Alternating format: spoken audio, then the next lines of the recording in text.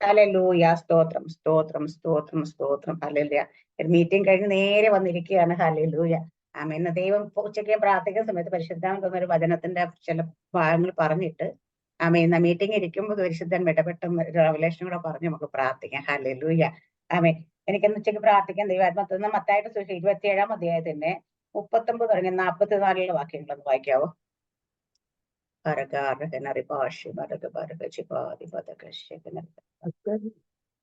27:39 തൊട്ട് 44 വരെ. കടന്നു പോകുന്നവർ തലകുലുക്കി അവനെ ദുഷിച്ചു. മന്ദിരം പൊളിച്ച്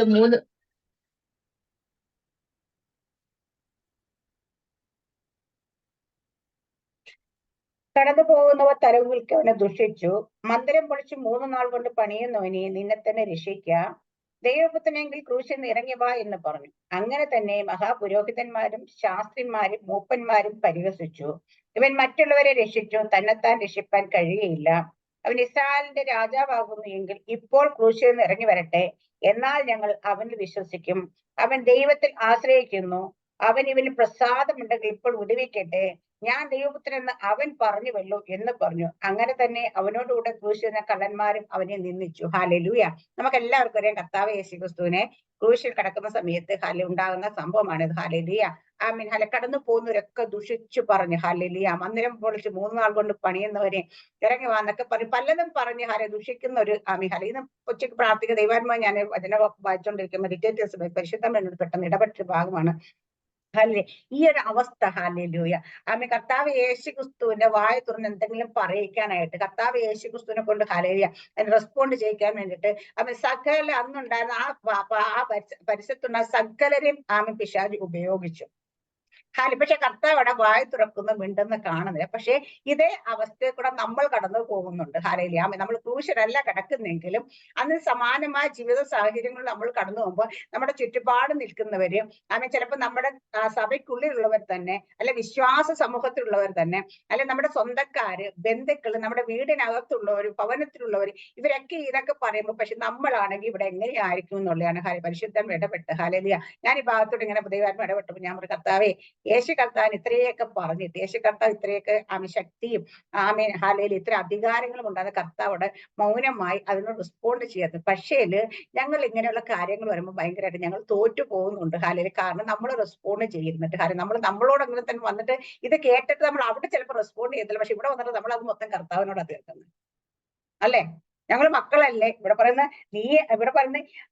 എന്താ പറയാ,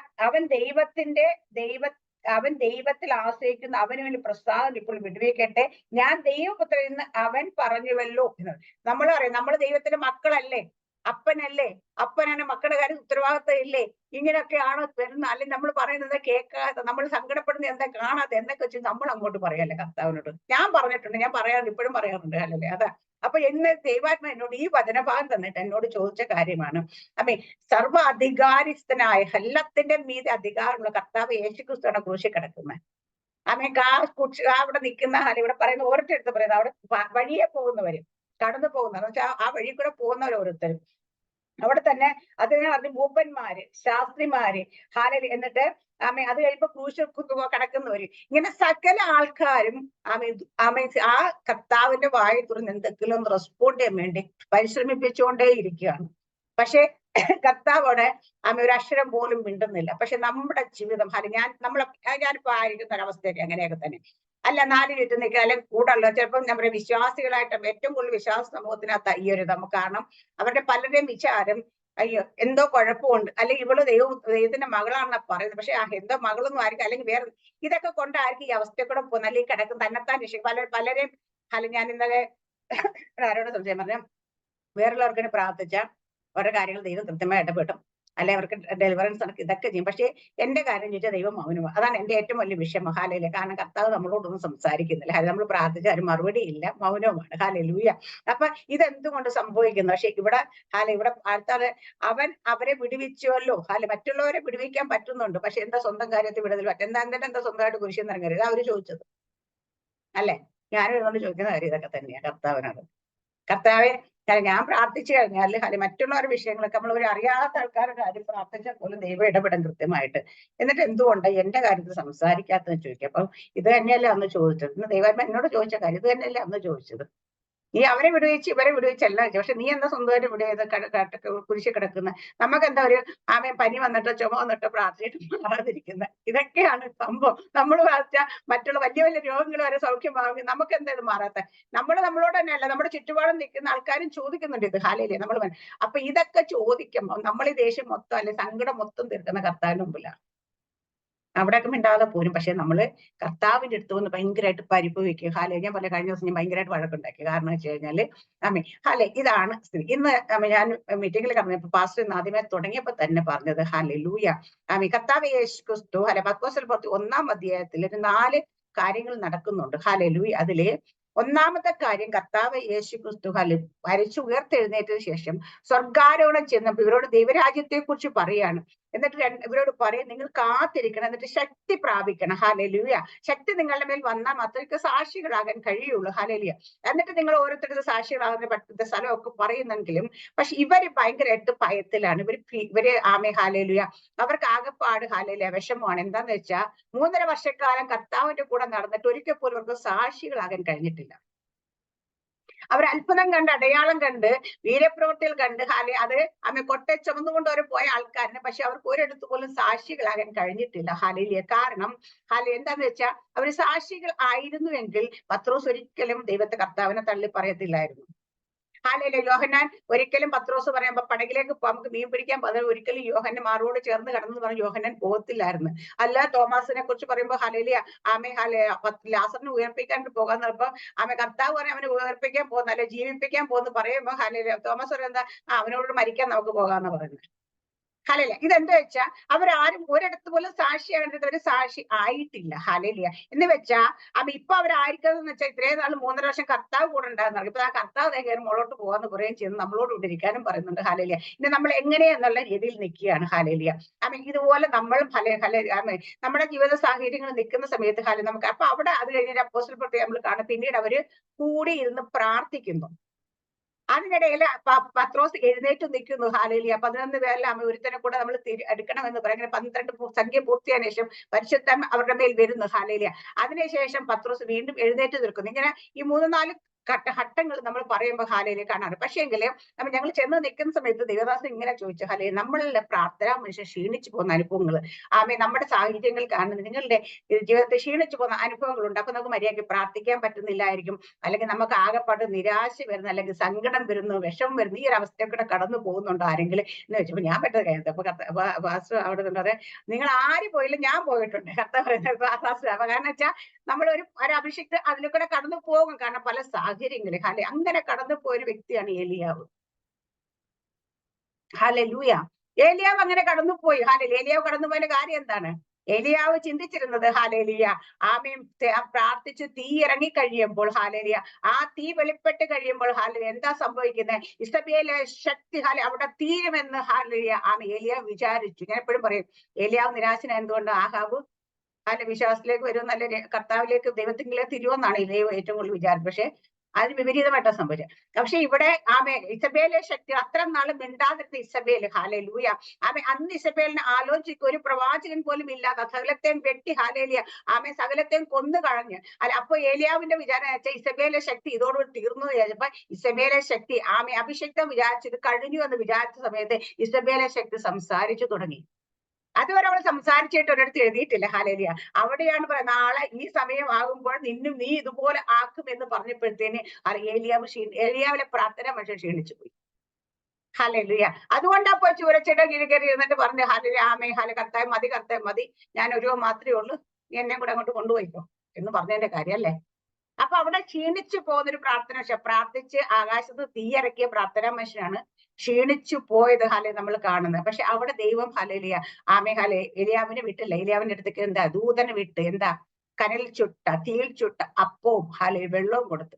ഇതേപോലെ തന്നെയാണ് പത്രോസ് 3 പ്രാവശ്യം തള്ളി പറഞ്ഞതിന് ശേഷം ബാക്കിയുള്ളവരെയും കൂടെ വിളിച്ചുകൊണ്ട് പടകും വലയെടുത്തോണ്ട് പോവുക. പോയിട്ട് പത്രോസിനെ ദൈവം കാണും കടൽക്കരയൊക്കെ കർത്താവിന്റെ അടുക്കിലേക്ക് കർത്താവിലേക്ക് കടന്നു ചെല്ലുകയാണ്. ആദ്യം ദൈവം കണ്ട അതേ അവസ്ഥ, എന്താ ശൂന്യമായ പടക്, രാത്രി മുഴുവൻ അധ്വാനിച്ചു, ഒന്നും ലഭിച്ചില്ല. അങ്ങനെ നിൽക്കുന്ന പത്രോസിനെ അവിടെ വീണ്ടും കാണുന്നത്. കർത്താവ് പത്രോസിന്റെ പടകിനെ ആദ്യം നിറച്ചു കൊടുത്തു. അതിനുശേഷം അവർക്ക് കൊടുക്കുന്നതും കനലിൽ ചുട്ട അപ്പവും മീനും അവർക്ക് കൊടുക്കുന്നതാണ്. എന്നിട്ടാണ് വീണ്ടും ആ പത്രോസിനോട് സംസാര സ്നേഹത്തിലേക്ക് ദൈവം കൂട്ടിക്കൊണ്ടുവരുന്നത്. പക്ഷേ ഈ ഭാഗം പറഞ്ഞുകൊണ്ടിരിക്കാൻ പരിശുദ്ധൻ എന്നോട് പെട്ടെന്ന് ഇടപെട്ട ഒരു കാര്യമാണ് നമുക്ക് ഇന്ന് എനിക്ക് തന്നൊരു റെവലേഷനാണ് ഞാനിവിടെ പറയാൻ പോകുന്നത്. നമ്മൾ അഭിഷേകത്തിൽ നിൽക്കുന്നവര് അല്ലെങ്കിൽ നമ്മൾ പ്രാർത്ഥനയിൽ നിൽക്കുന്നവര് ക്ഷീണിച്ചു പോയി കഴിഞ്ഞാൽ നമുക്ക് സാധാരണ അപ്പം പോരാ. നമുക്ക് ലഭിക്കേണ്ട അപ്പത്തിന്റെ ഒരു പ്രത്യേകത കൂടെ വേണം. ആ സാധാരണ അപ്പം കൊണ്ട് അങ്ങനെ ക്ഷീണിച്ചിരുന്നാൽ, അങ്ങനെ തളർന്നിരുന്നാൽ അവരെ തിരിച്ച് എഴുന്നേൽപ്പിക്കാൻ കഴിയില്ല. അതിന് വേണ്ടിയിട്ട് എന്ത് വേണമെന്ന് വെച്ചാൽ കനലിൽ ചുട്ട അപ്പം തന്നെയാണ് അന്ന് ദൂതൻ കൊടുത്തെങ്കിൽ, കനലിൽ ചുട്ട അപ്പമാണ് യേശു കർത്താവ് കൊടുത്തെങ്കിൽ, ഇന്നീ പ്രഭാതം ഞാൻ പറയാം, നമുക്ക് കനലിൽ ചുട്ട അപ്പം വേണം. നമുക്ക് തരുന്ന അപ്പം ഏതാണെന്ന് വെച്ചാൽ ജീവന്റെ വചനമാണ്. ഈ ജീവന്റെ വചനം വെറുതെ വന്നാൽ പോരാ, അത് പരിശുദ്ധാത്മ തീയോടുകൂടി പരിശുദ്ധാത്മ അഭിഷേകത്തോടെ ആ വചനം നമ്മളിലേക്ക് വന്നാലേ അങ്ങനെ ക്ഷീണിച്ചിരിക്കുന്ന അവസ്ഥയുള്ളവർക്ക് എഴുന്നേൽക്കാൻ പറ്റത്തുള്ളൂ. അല്ലാത്തുള്ള വചനം കേട്ട് കഴിയുമ്പോൾ പലരും എഴുന്നേറ്റത് തോന്നും, അപ്പൊ ബലപ്പെട്ടെന്ന് തോന്നും. പക്ഷെ വീണ്ടും കുറച്ച് കഴിയുമ്പോൾ അവർ ബലഹീനരായി പോകുന്ന കാണാറുണ്ട്. നമ്മൾ പലപ്പോഴും വചനം കേൾക്കുമ്പോൾ നമുക്ക് തോന്നും, ഈ വചനം എന്നോട് ഇടപെട്ട് ഇന്ന് എന്നോട് സംസാരിച്ച് ഞാൻ ഇതിൽ നിന്ന് പുറത്തു വരികയാണെന്ന് തോന്നും. പക്ഷെ ഇത്തിരി കഴിയുമ്പോൾ വീണ്ടും നമ്മുടെ ഈ വിഷയം നമ്മുടെ ജീവിതത്തിലേക്ക് നിൽക്കുന്നതായിട്ട്, നമ്മൾ അങ്ങ് ക്ഷീണിച്ചു പോകുന്നതായിട്ട് നമുക്ക് മനസ്സിലാവും. പക്ഷേ അവിടെ നമുക്ക് വേണ്ടുന്നത് പരിശുദ്ധാത്മ ശക്തിയാലുള്ള ആ വചനം വചനം ദൈവരാജ്യം വചനത്തിൽ മാത്രമല്ല ശക്തിയാണ് എന്ന് പറയും. അപ്പൊ അവിടെ പൗലോസ് അപ്പോസ്തലൻ പറയാം, അപ്പൊ ഞാൻ പറഞ്ഞ വചനം പരിശുദ്ധാത്മ ശക്തിയോട് കൂടിയുള്ളതാണ് പലപ്പോഴും. അപ്പൊ പരിശുദ്ധാത്മ ശക്തിയോടുള്ള ഒരു തീയിൽ ഇട്ട് അപ്പം ചുട്ടെടുക്കുന്ന പോലെ ആ തീയോട് കൂടിയുള്ള വചനം നമ്മളിലേക്ക് വന്നാൽ മാത്രമേ അങ്ങനെ ക്ഷീണിച്ചിരിക്കുന്നവരെ വീണ്ടും ഊർജത്തിലേക്ക്, അല്ലെങ്കിൽ ആ പഴയ ആ ഒരു എരിവിലേക്ക്, ഒരു തീയിലേക്ക് അവരെ വീണ്ടും തിരിച്ചു നടത്താൻ പറ്റത്തുള്ളൂ. ഈ രണ്ട് സ്ഥലത്ത് എഴുതിക്കുന്ന ഒരു വചനഭാഗമാണ് ഞാൻ അവിടെ എന്നോട് പരിശുദ്ധാത്മ ഇടപെട്ടാണ്. ഈ രണ്ട് വചനത്തിലും കിടക്കുന്ന ആ രണ്ടുപേർക്കും കൊടുത്തത് ഒരു മടങ്ങി വരവ്. അവർ പോയിരുന്ന അവർക്ക് ഇനി എന്നെ കൊണ്ടൊന്നും പറ്റത്തില്ല, ഇനി എന്നെ കൊണ്ടൊന്നും ചെയ്യാൻ പറ്റത്തില്ല, ഇനി എനിക്കൊന്നും പ്രവർത്തിക്കാൻ പറ്റത്തില്ല ഒരു ചിന്തയിലേക്ക് എത്തിക്കഴിഞ്ഞാൽ, അല്ലെങ്കിൽ ഞാൻ ക്ഷീണിച്ചു പോയി, ഞാൻ തളർന്നു പോയി, ഇനി എനിക്ക് തിരിച്ചൊരു കയറ്റം ഉണ്ടോ അങ്ങനെ ചിന്തിക്കുന്ന മേഖലകളുണ്ട് നമ്മുടെ ജീവിതത്തിൽ. അത് നല്ല അഭിഷേകത്തോടെ അധികാരത്തോടെ നിന്നിരുന്നവരാണ് പലരും അങ്ങനെ ക്ഷീണിച്ചിരിക്കുന്ന അവസ്ഥകൾ. അങ്ങനെ ഉള്ളവരെ തിരിച്ച് കരം പിടിച്ച് കയറ്റണമെങ്കിൽ ആമേൻ പരിശുദ്ധാത്മ ശക്തിയോടുള്ള വചനം തന്നെ ആയിരിക്കണം നമുക്ക് ലഭിക്കേണ്ടത്. എത്ര പേർക്ക് ഞാൻ പറയുന്നത് മനസ്സിലാവുന്നുണ്ട്? ഹല്ലേലൂയ. കാരണം വെറുതെ വചനം കേട്ടാൽ മാത്രം നമുക്ക് തിരിച്ചു കയറാൻ പറ്റും. അങ്ങനെ നമുക്ക് പലപ്പോഴും നമ്മൾ തിരിച്ചു കയറുന്നു എന്ന് തോന്നിയിട്ടും വീണ്ടും നമ്മൾ ക്ഷീണിച്ചിരിക്കുന്ന അവസ്ഥയിരിക്കണം. ഇന്ന് നിങ്ങൾ മനസ്സിലാക്കണം, നിങ്ങൾ കേൾക്കുന്ന വചനം പരിശുദ്ധാത്മ ശക്തിയോടുകൂടി ഉള്ളതായിരുന്നില്ല. അപ്പൊ ഇന്ന് നിങ്ങൾ ഓരോരുത്തരിക്കുന്നിടത്ത് പ്രാർത്ഥിക്കണം, കർത്താവേ എനിക്ക് പരിശുദ്ധാത്മ ശക്തിയോടുകൂടി തന്നെ ഈ വചനം എന്നിലേക്ക് എത്തണം. ഒരു തീയുടെ അഭിഷേകത്തോടുകൂടി അങ്ങനെ വചനം നമ്മളിലേക്ക് വന്നു കഴിഞ്ഞാൽ പിന്നെ നമ്മൾ വീണ്ടും പഴയ അവസ്ഥയിലേക്ക് പോകത്തില്ല. പഴയ അവിടെ നമുക്കാണ് എലിയാവിന് എന്താ അപ്പോ വെള്ളം കൊടുത്ത് വീണ്ടും കിടന്ന് ഉറങ്ങി. വീണ്ടും വിളിച്ചുണർത്തി. വീണ്ടും അത് ഭക്ഷിക്കുക. അത് കൊടുത്തത് പൂർണ്ണമായും ഭക്ഷിക്കണം. പകുതി തിന്നാ ശരിയാകത്തില്ല. അപ്പൊ നീ വീണ്ടും ഭക്ഷിക്കുക, തിന്നുക, കുടിക്കുക, എഴുന്നേക്ക്, നിനക്കൊരു ദീർഘയാത്ര പോകണ്ട്. ആ വെള്ളവും കുടിച്ച എലിയാവ് നമ്മൾ 40 ദിവസം 40 രാവും 40 പകലും എലിയാവ് നടന്നല്ലേ. ആ ബലത്തിൽ നടന്ന് ക്ഷീണിച്ച് ഇതൊന്ന് തളർന്ന് കുത്തിയിരുന്ന് ഉറങ്ങിയ ആളാണെന്ന് ആലോചിച്ചാണ്. നമ്മളും ഇന്ന് ആത്മീയമായി അതൊരു ഭൗതിക മണ്ഡലത്തിൽ തന്നെ ശരീരത്തിൽ തന്നെ നമ്മൾ അന്ന് കാണുന്നെങ്കിൽ, പക്ഷെ ഇന്ന് നമ്മൾ ഇങ്ങനെയൊക്കെ നടക്കുന്നത് നമ്മുടെ ആത്മ മനുഷ്യന് ആ ഒരു അവസ്ഥയിരിക്കുന്നു പലരുടെയും. കാരണം നമുക്ക് ആഗ്രഹമുണ്ട് എഴുന്നേക്കണമെന്ന്, ആഗ്രഹമുണ്ട് ഓടണമെന്ന്, ആഗ്രഹമുണ്ട് നടക്കണമെന്ന്, ആഗ്രഹമുണ്ട് പലതും ചെയ്യും. പക്ഷേ നമ്മൾ ഒന്ന് പ്രാർത്ഥിക്കാൻ പോലും ശരിയായ രീതിയിൽ കഴിയാത്തവര് കാരണം ഒറ്റയ്ക്കിരുന്നാൽ പ്രാർത്ഥിക്കാൻ പോലും കഴിയുന്നില്ലെങ്കിൽ നമ്മുടെ ആത്മ മനുഷ്യൻ തളർന്നു പോയി, ആത്മമനുഷ്യൻ ക്ഷീണിച്ചു പോയി. നമ്മൾ വചനം വായിക്കുന്നുണ്ട് പക്ഷേ അതിന്റെ വെളിപ്പാടുകളിലേക്ക് കയറാൻ കഴിയുന്നെങ്കിൽ നമ്മുടെ ആത്മമനുഷ്യൻ തളർന്നു പോയിരിക്കുകയാണ്, ആത്മമനുഷ്യൻ ക്ഷീണിച്ചിരിക്കുകയാണ്. ഈ ആത്മമനുഷ്യന് വീണ്ടും നമുക്ക് അന്യഭാഷ നമ്മൾ സംസാരിക്കുന്നുണ്ട്, പക്ഷേ നമുക്ക് അതിന്റെ അഭിഷേകത്തിന്റെ അടുത്ത തലങ്ങളിലേക്ക് കയറാൻ കഴിയുന്നില്ല. നമുക്ക് ആഗ്രഹമുണ്ട് പക്ഷെ കഴിയുന്നില്ല. വെളിപ്പാടുകൾ നേരത്തെ നന്നായിട്ട് കണ്ടുണ്ടത്, പക്ഷെ ഇന്നത് കാണാൻ സാധിക്കുന്നില്ല. ഇങ്ങനെയുള്ള അവസ്ഥയെ കൂടെ ഒക്കെ നമ്മൾ കടന്നു പോകുന്നെങ്കിൽ നമ്മുടെ ആത്മമനുഷ്യൻ തളർന്നു പോയി എന്നുള്ളതാണ് അതിന്റെ അർത്ഥം. ആത്മമനുഷ്യൻ ക്ഷീണിച്ചു പോയി. നമ്മുടെ പ്രാർത്ഥനക്കാരൻ ക്ഷീണിച്ചു പോയി. നമ്മുടെ പ്രാർത്ഥന നമ്മൾ വെറുതെ ഇരുന്നിട്ട് സമയം കളയുന്ന പ്രാർത്ഥനയെ കുറിച്ചല്ല ഞാൻ പറയുന്നത്. ആമേഹാൽ ആത്മമണ്ഡലത്തെ കയറി പ്രാർത്ഥിക്കുന്ന ചില പ്രാർത്ഥനകളുണ്ട്. ആത്മമണ്ഡലത്തിൽ നമ്മൾ യുദ്ധം ചെയ്തുകൊണ്ട് പോകുന്ന ചില പ്രാർത്ഥനകളുണ്ട്. ആത്മമണ്ഡലത്തിൽ നമ്മൾ നിൽക്കുന്ന മേഖലകളെ വെട്ടി മാറ്റിക്കൊണ്ട് തടസ്സങ്ങളൊക്കെ നീക്കം ചെയ്തുകൊണ്ട് നമ്മൾ മുന്നേറുന്ന ഒരു പ്രാർത്ഥനയുണ്ട്. ഈ പ്രാർത്ഥനയിൽ നമുക്ക് കയറാൻ കഴിയുന്നില്ലെങ്കിൽ നമ്മുടെ അകത്തെ മനുഷ്യൻ ആത്മമനുഷ്യൻ തളർന്നിരിക്കുന്ന ക്ഷീണിച്ചിരിക്കുന്ന അർത്ഥം. അതിന് നമുക്ക് ഒറ്റ പ്രതിനിധി മാത്രമേ ഉള്ളൂ. പരിശുദ്ധാത്മ അഭിഷേകത്താലുള്ള വചനം തന്നെ വചനം നമ്മളിലേക്ക് വരുമ്പോൾ ആ വചനം അത് പുറപ്പെട്ടാൽ അവിടെ ഒരു മനുഷ്യൻ നമ്മളെ തൊടണ്ട, ഒരു മനുഷ്യൻ നമ്മളെ സ്പർശിക്കണ്ട. വചനം വരുമ്പോൾ നമുക്ക് അറിയാം, ആത്മാവിന്റെ വചനം കൊട്ടുമ്പോൾ നമ്മുടെ ശരീരം കത്താൻ തുടങ്ങും. ഹല്ലേലൂയ. നമ്മുടെ ശരീരത്തിൽ അത് അനുഭവിച്ചറിയാൻ നമുക്ക് തുടങ്ങും. അവിടെയാണ് വിടുതൽ നടക്കുന്നത്. അല്ലാതെ നമ്മൾ ബാക്കി എന്തൊക്കെ എത്രയൊക്കെ കേട്ടെന്ന് പറഞ്ഞാലും എത്ര നമുക്ക് ചിലപ്പോഴൊക്കെ ഞാൻ പറയാം, ചില സഭ ഇത് എന്നോട് ഇടപെട്ടല്ലോ എന്നൊക്കെ പറഞ്ഞ് നമുക്ക് തോന്നും. പക്ഷെ കുറച്ച് കഴിയുമ്പോൾ നമുക്ക് വീണ്ടും പഴയ അവസ്ഥയിലേക്ക് എത്തുക. മനസ്സിലായി? അവിടെ നമുക്കറിയാം അതിനെ നമ്മളെ കേൾക്കുമ്പോൾ നമ്മുടെ ജഡത്തിൽ എവിടെയൊക്കെ നമുക്ക് തോന്നെങ്കിലും യഥാർത്ഥത്തിൽ നമ്മുടെ ആത്മമനുഷ്യൻ എഴുന്നേൽപ്പിക്കാൻ അതിന് കഴിയുന്നില്ല. ആത്മമനുഷ്യൻ ഉറങ്ങിപ്പോയി കഴിഞ്ഞാൽ അവിടെ നമ്മൾ തളർന്നു പോകും. പിന്നെ മറ്റൊരു ഇന്നലത്തെ വചനത്തിന്റെ ഒരു വചനം പറഞ്ഞതിന്റെ ഒരു കണ്ടന്റ് ഒരൊറ്റ മിനിറ്റിൽ ദേവദാസൻ പറഞ്ഞപ്പോൾ തന്നെ അത് എന്റെ ഉള്ളിൽ പരിശുദ്ധാത്മ ഭയങ്കരമായിട്ടും കയറി ഇടപെട്ട് നമ്മുടെ ലൂക്കോസിന്റെ പുസ്തകം 15-ാം അധ്യായത്തിൽ നിന്നായിരുന്നത്. 15-ാം അധ്യായത്തിൽ ഞാൻ എപ്പോഴും പറയും 3 കാണാതെ പോയ കാര്യങ്ങൾ പറയുന്നുണ്ട്. നഷ്ടപ്പെട്ട 3 കുറിച്ച്. ഒന്ന്, ആദ്യത്തെ എന്താ? ഒരാടിനെ നഷ്ടപ്പെട്ടൊരു ഇടയൻ. രണ്ടാമത്തെ ഒരു ദ്രഹ്മ നഷ്ടപ്പെട്ട ഒരു സ്ത്രീ. മൂന്നാമത്തെ ഒരു മകനെ നഷ്ടപ്പെട്ട ഒരു അപ്പൻ. ഹല്ലേലൂയ. ഇവിടെ ആദ്യത്തെ നമ്മൾ കാണുന്ന 2 ഉപമയിലും ഞാൻ പറയുന്നുണ്ട്. ഞാൻ നേരത്തെ ഒരു പ്രാവശ്യം പറഞ്ഞു, പക്ഷെ അത് ഇച്ചിരി ഒരു ഡെപ്ത് ആയിട്ട് നമ്മളിലേക്ക് ഇന്ന് ആ ഒരു എത്തിയെന്നുള്ളതാണ്. അവിടെ ആദ്യത്തെ എന്താ? ഇടയൻ 99 വിട്ട് 1 അന്വേഷിച്ചു പോയി. ഹല്ലേലൂയ. അങ്ങനെ കണ്ടെത്തി, സന്തോഷിച്ചു. ദ്രഹ്മ നഷ്ടപ്പെട്ട സ്ത്രീ എന്ത് ചെയ്തെച്ചാ അവള് വിളക്ക് കത്തിച്ചു, അടിച്ചു വാരി വൃത്തിയാക്കി അതിനെ കണ്ടെടുത്തു. എന്നിട്ട് അവള് അയൽക്കാരെയൊക്കെ വിളിച്ച് സന്തോഷിച്ചു. മൂന്നാമത്തെ നമ്മൾ കാണുന്നുണ്ട്, മകന് സുബോധം വന്നിട്ട് മടങ്ങി വന്നു. ഹല്ലേലൂയ. ഇതിലെ ആദ്യത്തെ 2 നമുക്കുള്ളതല്ല. കാരണം എന്ന് വെച്ച് കഴിഞ്ഞാല് അത് 2 ഉടമസ്ഥൻ. ഹല്ലേലൂയ. അതിന്റെ യജമാനൻ. ഹല്ലേലൂയ. ഇടയനാണെങ്കിലും ദ്രഹ്മയുടെ ഉടമസ്ഥയാണെങ്കിലും അവര് എഫർട്ട് എടുത്ത് അത് കണ്ടെത്തുന്നുള്ളൂ. പക്ഷെ നമ്മൾ മൂന്നാമത്തേലാണ്, നമ്മൾ പുത്രത്വത്തിലാണ്, നമ്മൾ മക്കളാണ്. അവിടെ അപ്പൻ അവിടെ ഒന്നും ചെയ്യുന്നതായിട്ട് നമ്മൾ കാണുന്നില്ല.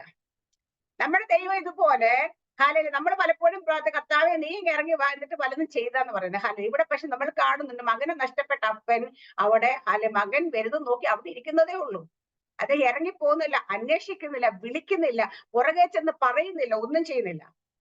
പക്ഷെ ഇവിടെ ആർക്കാണ് മാറ്റം സംഭവിക്കേണ്ടത് വെച്ചാൽ മകനാണ് മാറ്റം സംഭവിക്കുന്നത്. അതുപോലെ നമ്മൾ ഓരോരുത്തർക്കും മാറ്റം സംഭവിക്കുന്നത്. നമ്മുടെ ചിന്താഗതി മാറണം, നമ്മുടെ പ്രവർത്തനം മാറണം. നമ്മൾ എന്നിട്ട് എപ്പോഴാണോ വെളിപ്പാട് പ്രാപിച്ച് അപ്പന്റെ അടുക്കിലേക്ക് ചെല്ലുന്ന അപ്പോഴപ്പൻ നമ്മളെ ചേർത്ത് പിടിക്കുന്നത്,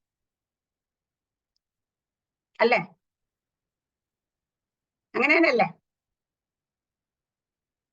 പക്ഷെ നമ്മൾ ഇവിടെ എന്താ പറയാ, നമ്മൾ പലപ്പോഴും ഒന്ന് ചിന്തിക്കുന്നത് ദൈവം ഇറങ്ങിയിട്ട് പ്രവർത്തിക്കട്ടെ, ദൈവം ഇങ്ങോട്ട് വരട്ടെ. പക്ഷെ അല്ല, നമ്മൾ ഇന്ന് സ്വർഗസ്ഥനായ പിതാവ് നമുക്കുള്ള സകലത് ഇവിടെ തന്നിട്ടുണ്ട്.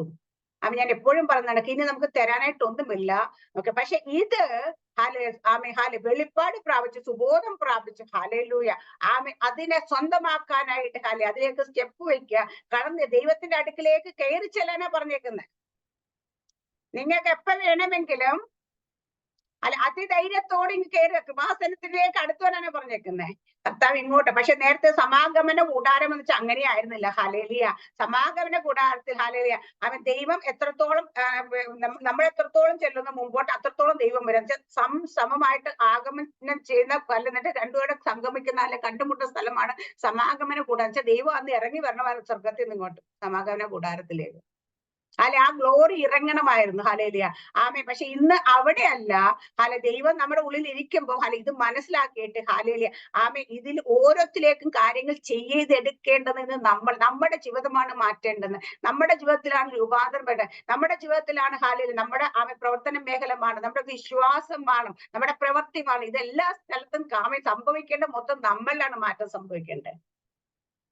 പക്ഷെ ഇന്ന് നമ്മളിൽ മാറ്റം സംഭവിക്കുന്നില്ല എങ്കിൽ നമ്മൾ ഇന്നും വളവരെ തിന്നോണ്ട് അവിടെ ഇരിക്കത്തേ ഉള്ളൂ.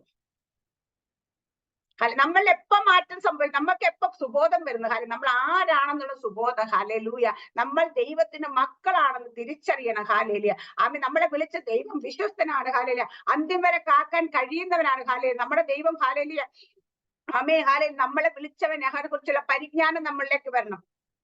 ആ പരിജ്ഞാനം നമ്മളിലേക്ക് വന്നു കഴിഞ്ഞാൽ നമ്മുടെ ദൈവം ആരാണെന്നുള്ള പരിജ്ഞാനം നമ്മളിലേക്ക് വരണം. പത്രോസ് ലേഖനത്തിൽ കൃത്യമായി തന്നെ ആ വിളിച്ചവന്റെ പരിജ്ഞാനത്തിൽ, ഹല്ലേലൂയ, സകലം നമുക്ക് അത് പൗലോസ് അപ്പോസ്തലൻ എഫെസ്യ ലേഖനത്തിൽ പറയുന്നുണ്ട്, ഹല്ലേലൂയ, വിളിച്ച തന്നെ കുറിച്ചുള്ള പരിജ്ഞാനത്തിൽ, ഹല്ലേലൂയ, അങ്ങനെയാണ് നമ്മൾ വെളിപ്പാട് പ്രാപിക്കുന്നത്.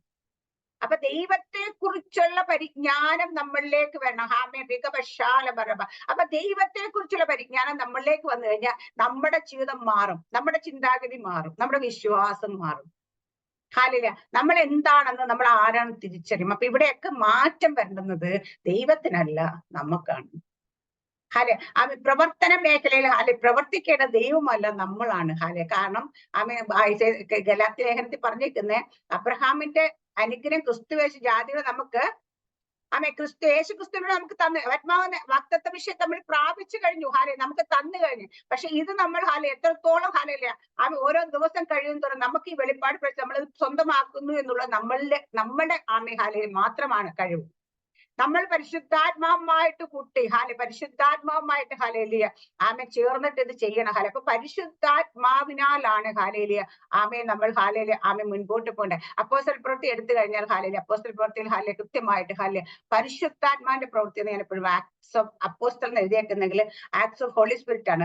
കാരണം വെച്ചാൽ അത് പരിശുദ്ധാത്മാവിന്റെ പ്രവൃത്തിയാണ്. അപ്പോസ്തല പ്രവൃത്തി അപ്പോസ്തല പ്രവൃത്തി ആദ്യം വെളിപ്പെടുന്ന പരിശുദ്ധാത്മാവ് അവർക്ക് വെളിപ്പെടുന്ന തന്നെ അവരുടെ പ്രാർത്ഥന മനുഷ്യൻ ഉണർന്നപ്പോൾ, അവർ പ്രാർത്ഥനയോടുകൂടി കാത്തിരുന്നപ്പോഴാണ്. ഇന്ന് പലപ്പോഴും പരിശുദ്ധാത്മ നമ്മളെ നടത്തുന്നു, പരിശുദ്ധാത്മ നമ്മൾ ഉപദേശിച്ച് നമുക്ക് കേൾക്കാൻ പറ്റാത്ത എന്താണെന്നറിയോ, നമ്മൾ പ്രാർത്ഥനയ്ക്കായിട്ട് ആത്മാവുമായിട്ട് കണക്റ്റഡ് ആയിട്ട് ഇരിക്കുന്നില്ല. ഞാനിപ്പം ഹല്ലേലൂയ ആറാമത്തെ സിസ്റ്റർ ഇപ്പം അമേരിക്കയിലാണ്. ഒരു ഫോൺ വിളിച്ചാൽ കൂടി, അല്ലെങ്കിൽ ഒരു സൂമിൽ കയറിയാൽ കൂടി അപ്പൊ നമ്മുടെ നെറ്റ്വർക്ക് കൃത്യമല്ലെങ്കിൽ ഹല്ലേലൂയ നമുക്ക് പറയുന്ന കാര്യങ്ങൾ വ്യക്തമാകത്തില്ല, അല്ലേ?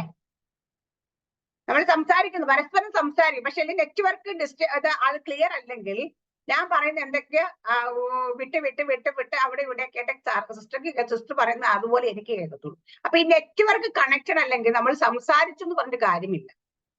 അതുപോലെ നമ്മൾ ഈ പരിശുദ്ധാത്മാവുമായിട്ട് നമ്മുടെ ആത്മാവ് കണക്റ്റഡ് ആകുക. നമ്മൾ എത്ര നേരം സംസാരിച്ചിട്ടും എന്താ പറയുന്നത് രണ്ടുപേർക്കും അങ്ങോട്ടും ഇങ്ങോട്ടും മനസ്സിലാകും.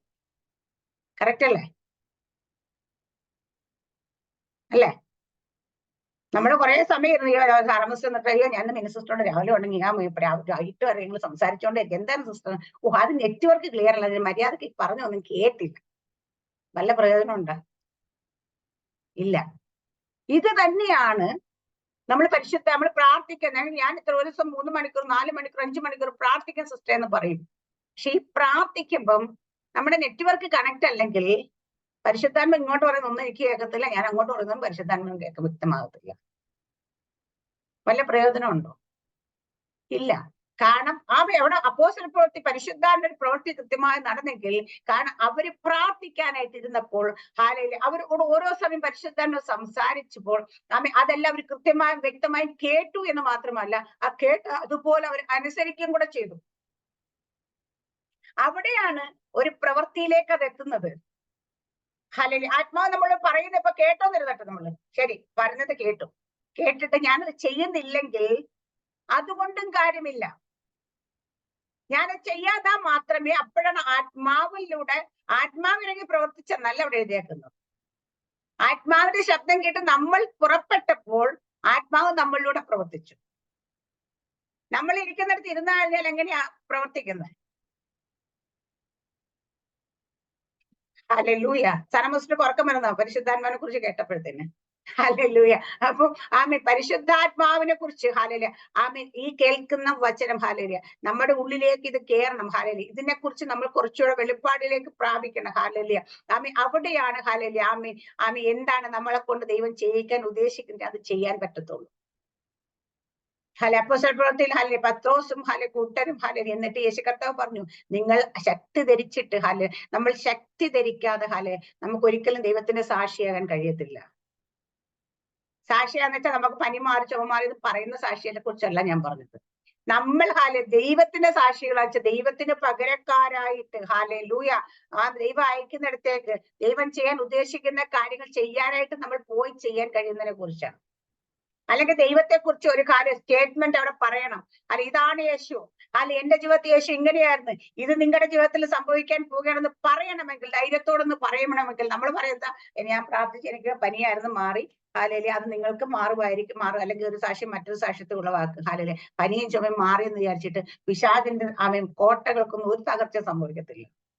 പിശാചിന്റെ കോട്ട ഇടിക്കണമെങ്കിൽ എന്താ ദൈവരാജ്യം വ്യാപരിക്കണം. ഹാലേലൂയ നമ്മളെ ദൈവം അപ്പോസ്തലരുടെ തുടക്കത്തിൽ ഹാലേലൂയ ദൈവദാസൻ പറഞ്ഞത് അപ്പോസ്തലരുടെ തുടക്കം ഹാലേലൂയ കർത്താവ് യേശുക്രിസ്തു സംസാരിച്ച ദൈവരാജ്യത്തെ കുറിച്ച് അവസാനിക്കുന്ന ദൈവരാജ്യത്തെ കുറിച്ച് പറഞ്ഞു തന്നെ അവസാനിക്കുന്നു.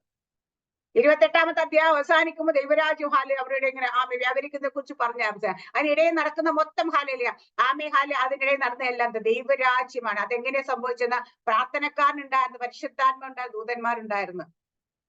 ഈ മൂന്നിലൂടെയാണ് ആ ദൈവരാജ്യത്തെ കുറിച്ചുള്ള പ്രവൃത്തികൾ അവിടെ എല്ലാം നടന്നത്. ഓരോ അധ്യായം കൃത്യമായിട്ട് നമുക്ക് വായിച്ച മനസ്സിലാകാം. ഇന്ന് പറയാം നമ്മൾ ഇത് ഇത്രയും നാൾ വായിക്കുമ്പോൾ ദൈവത്തിന്റെ അഭിഷേകത്തിന് അത് പറയുമ്പോൾ നമ്മൾ അതിലേക്ക് കൂടുതൽ കോൺസെൻട്രേറ്റ് ആകുന്ന ആമേൻ. പരിശുദ്ധാത്മാവിന്റെ പ്രവൃത്തി നടക്കണമെങ്കിൽ പ്രാർത്ഥനാക്കാരൻ വേണം. പ്രാർത്ഥനാക്കാരൻ ആത്മാവുമായി കണക്ട് ആയി പ്രാർത്ഥിക്കുന്നുണ്ടെങ്കിൽ മാത്രമേ പരിശുദ്ധാത്മാവിന്റെ പ്രവൃത്തിയോടെ നടക്കത്തുള്ളൂ. ഹല്ലേലൂയ. അപ്പൊ അവര് കൂടിയിരുന്നു, പ്രാർത്ഥിച്ചു. ദൈവം കർത്താവ് പറഞ്ഞു നിങ്ങൾ കാത്തിരുന്ന് ശക്തി അവര് കാത്തിരുന്നെന്താ കൂടിയിരുന്ന് അവര് പ്രാർത്ഥിച്ചു തുടങ്ങിയപ്പോഴാണ് പത്രോസ് ആദ്യമായിട്ട് എഴുന്നേറ്റ് നിൽക്കുന്നിട്ട് പറയും. പറയുന്നത് എന്താ അവിടെ പറയുന്നത് ദാവീദിന്റെ ഹല്ലേലൂയ ഒഴിഞ്ഞു പോയത് പറയുന്നത് ഹല്ലേലൂയ അവിടെ യൂദാ ഒഴിഞ്ഞുപോയ ഈ ശുശ്രൂഷ അപ്പോസ്തലത്തിന്റെ സ്ഥാനം ലഭിക്കുന്ന ഈ 20 ഏവനെ തിരഞ്ഞെടുക്കണമെന്ന് കാണിച്ചു തന്നമേന്ന് പറഞ്ഞ് അവർക്ക് ഇട്ടിട്ട് മധ്യാസ് വീഴി അവനെ 11 അപ്പോസ്തലന്മാരുടെ കൂട്ടത്തിൽ എണ്ണി. അപ്പൊ 11 അപ്പോസ്തലന്മാരുടെ കൂട്ടത്തിൽ എണ്ണി 12 പേരായി. പിന്നീട് വീണ്ടും അവർ പ്രാർത്ഥിച്ചു. അവിടെ കൊണ്ട് നിർത്തിയില്ല.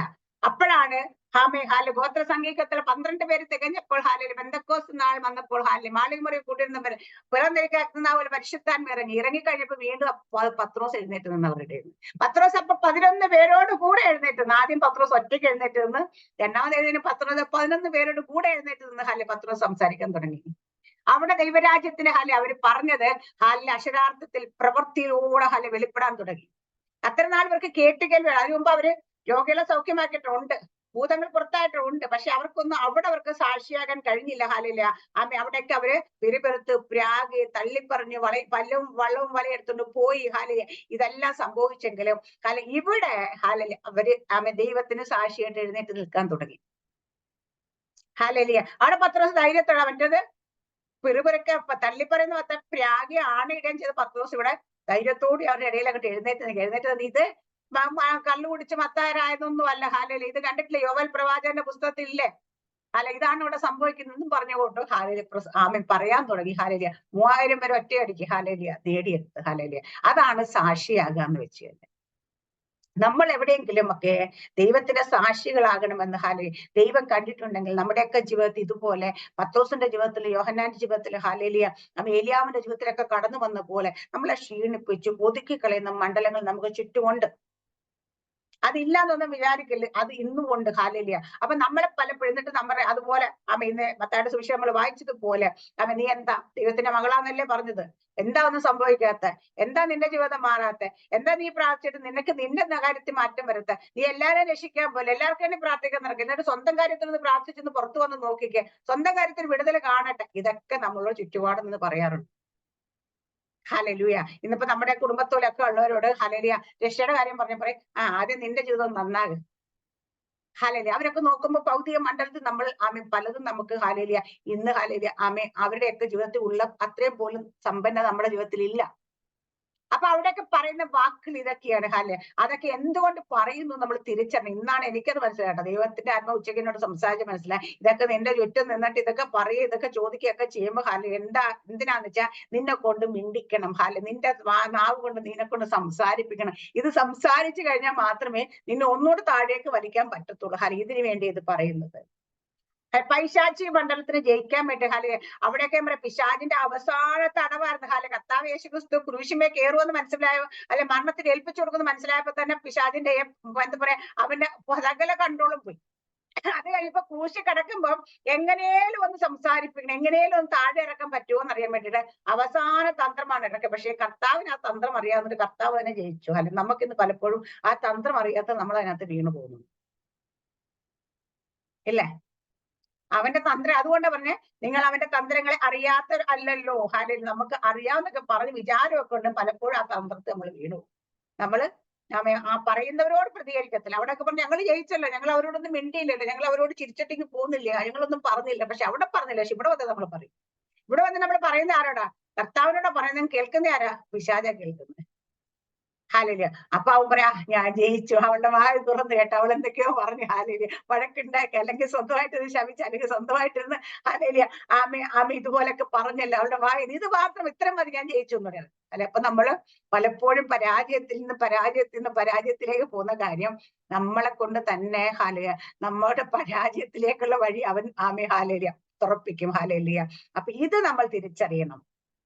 ഇവിടെയൊക്കെ അത് തിരിച്ചറിഞ്ഞ് നമുക്ക് അതിനോടൊക്കെ എതിർത്ത് നിൽക്കണമെങ്കിൽ ഇന്ന് നമ്മൾ ആയിരിക്കുന്ന ശക്തി പോരാ നമ്മൾ തിരിച്ചറിയണം. കാരണം നമ്മൾക്ക് ആ ശക്തി ഉണ്ടായിരുന്നെങ്കിൽ അവിടെ നമ്മൾ തോറ്റു പോകത്തില്ല.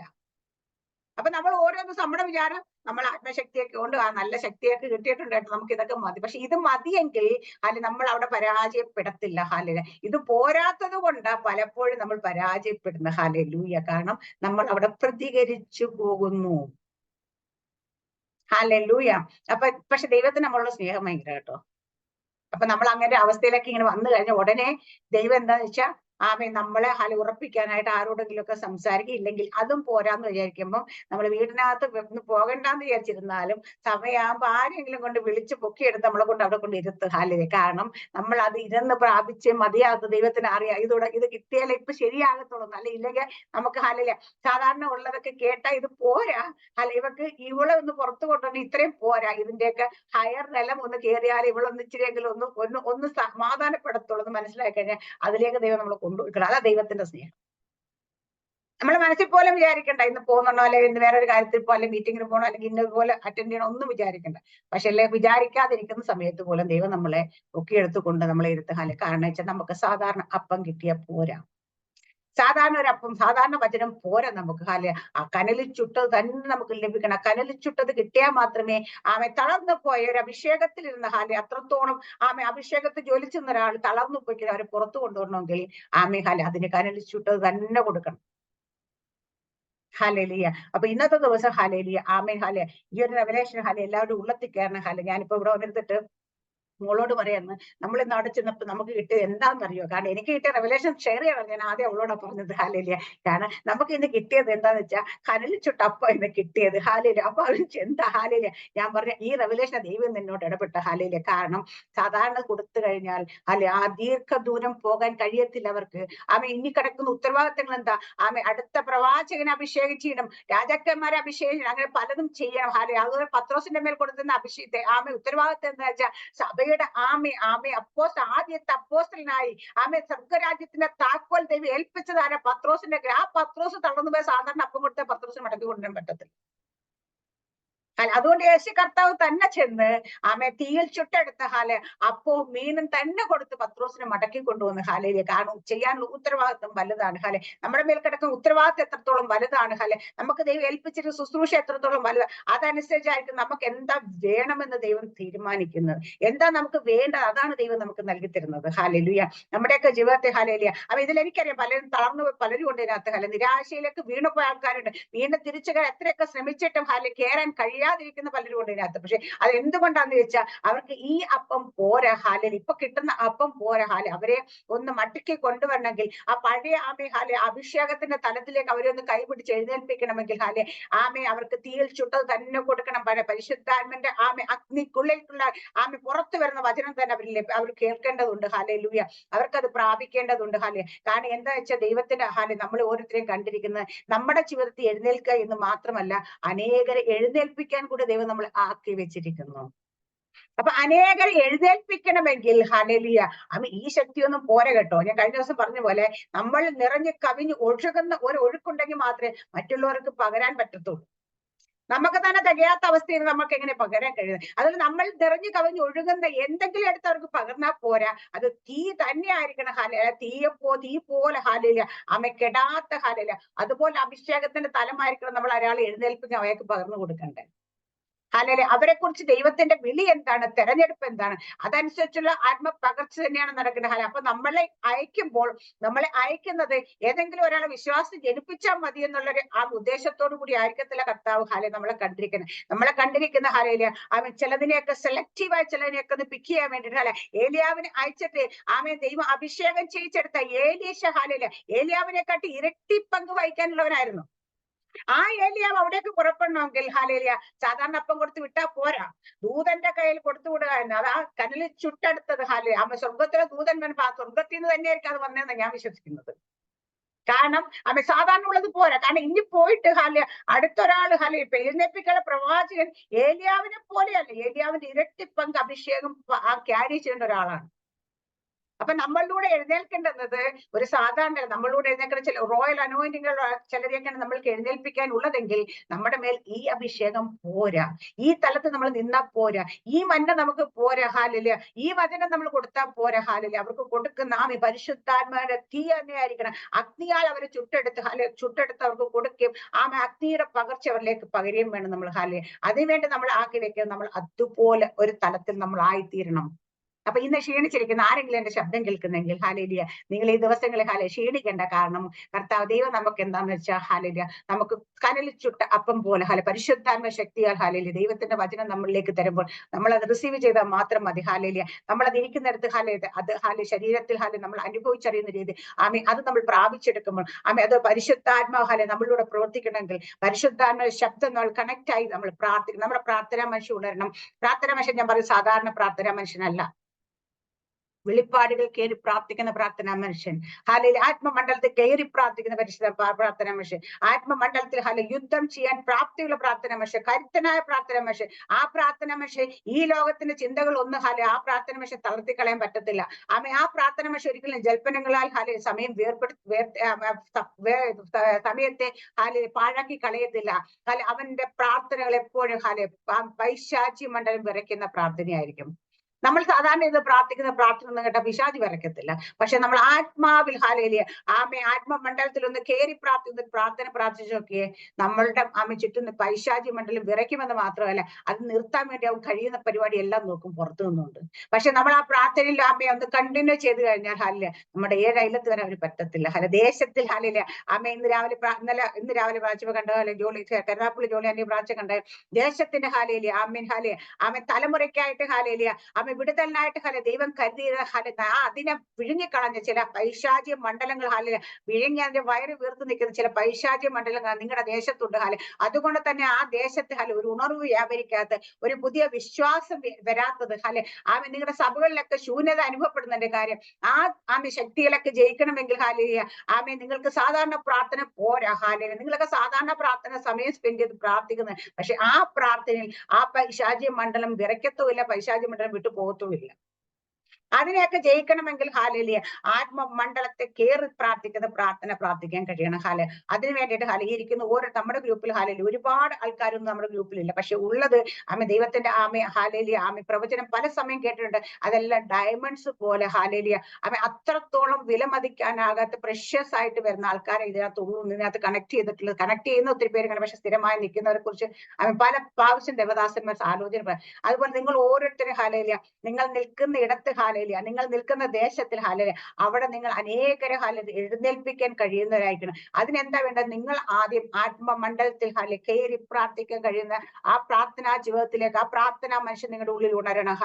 അങ്ങനെ നിങ്ങൾ ഉണർന്നു കഴിഞ്ഞാൽ നിങ്ങളുടെ ജീവിതം മാത്രമല്ല, നിങ്ങൾക്ക് ചുറ്റുപാട് നിങ്ങൾക്ക് അനേകർ ഇതിനു വേണ്ടി എഴുന്നേൽപ്പിക്കാനായിട്ട് കഴിയും. ദൈവരാജ്യം നമ്മളിലൂടെ ഒരു അധികാലം ഉണർന്ന് അനേകരെ എഴുന്നേൽപ്പിക്കാൻ. അത് വെറുതെ എഴുന്നേറ്റ പോരാ, വെളിപ്പാടുകളോട് ദൈവത്തിന്റെ ശക്തിയോടുകൂടി അധികാരത്തോടുകൂടി എഴുന്നേൽക്കുന്ന അനേകരെ എഴുന്നേൽപ്പിക്കാൻ നമുക്ക് കഴിയും. അതിനായിട്ട് ദൈവം എല്ലാവരെയും സഹായിക്കുമാറാകട്ടെ. ഇന്ന് നമ്മൾ ഒത്തിരി സമയം വചനത്തിനായിട്ട് എടുക്കുന്നില്ല. ഇന്ന് നമ്മൾ പ്രാർത്ഥിക്കാൻ പോവാണ്. എങ്ങനത്തെ പ്രാർത്ഥനയാ? സാധാരണ പ്രാർത്ഥിക്കുന്ന പോലെയല്ല. നിങ്ങൾ അന്യഭാഷയിൽ പ്രാർത്ഥിച്ചുകൊണ്ടിരിക്കുന്ന സമയത്ത് നിങ്ങൾ ആത്മമണ്ഡലത്തിൽ അത് കണ്ട് തന്നെ അതിലേക്ക് കയറി യുദ്ധം ചെയ്ത് ആമേ ശക്തമായ ആമേ ചിലതിനെയൊക്കെ ഇന്ന് നിങ്ങളുടെ ജീവിതത്തിൽ മുൻപോട്ട് വിടില്ല എന്ന് പറഞ്ഞ് വാദിച്ചു നിൽക്കുന്ന ചില മേഖലകളെ ചില എരിഹോ കോട്ടകൾ തകരുന്നത് പോലെ അതിനെ തകർത്തുകൊണ്ട് അടുത്തൊരു റലത്തിലേക്ക് നിങ്ങൾക്ക് കയറാൻ കഴിയണം ഇന്നത്തെ പ്രകടനം. അതിനുവേണ്ടി ദൈവം എല്ലാവരെയും സഹായിക്കുമാറാകട്ടെ. ആമേൻ. സ്തോത്രം. God bless you.